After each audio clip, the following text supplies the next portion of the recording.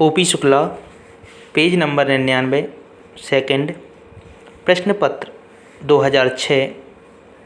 Dictation start. अध्यक्ष महोदय, मैं इस सदन का ध्यान इस ओर दिलाना चाहता हूँ कि जहाँ तक शिक्षा का संबंध है, इस बजट में उसके लिए कोई विशेष प्रावधान नहीं किया गया है। मैं ऐसा भी नहीं चाहता हूँ कि अधिक से अधिक स्कूल खोले जाएं। इससे मेरा आशय यह है कि जितने भी स्कूल हैं उनमें ही सब प्रकार की सुविधाएं होनी चाहिए। समय के अनुसार जो परिवर्तन होते रहते हैं उनकी ओर भी हमें अवश्य ध्यान देना चाहिए। इस समय जो सबसे आवश्यक बात है वह है शिक्षा में मौलिक परिवर्तन किया जाना।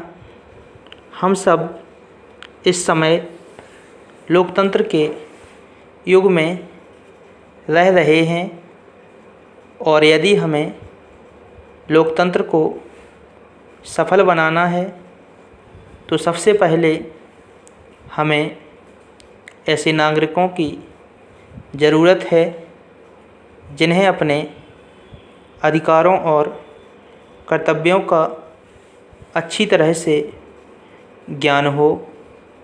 महोदय, मैं अपने माननीय मंत्री जी का धन्यवाद करना चाहता हूँ जिन्होंने बजट भाषण दिया है और अपनी नीतियों की घोषणा की है।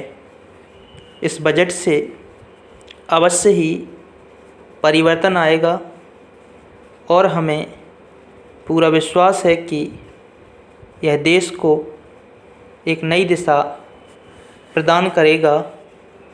इस बजट भाषण को सुनने से यह पता लगता है कि समाज के सभी वर्गों को इसमें ध्यान रखा गया है।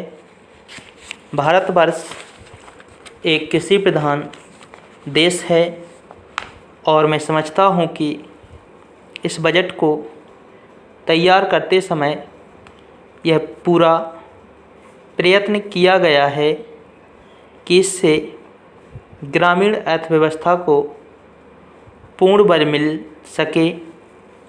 इस बजट में हमारे ग्रामीण भाइयों के लिए जो प्रयत्न किया गया है उसमें सिंचाई के साधन और गांव में पक्की सड़कें बनाने के लिए विशेष रूप से ध्यान दिया गया है ताकि उनका गांव और खेत से अच्छा और निकट का संबंध बन सके। इसके अलावा इस बजट में कुटीर उद्योगों और रोज़गार के साधनों पर भी विशेष बल दिया गया है। इससे ग्रामीण अर्थव्यवस्था की बहुत बड़ी राहत मिलेगी।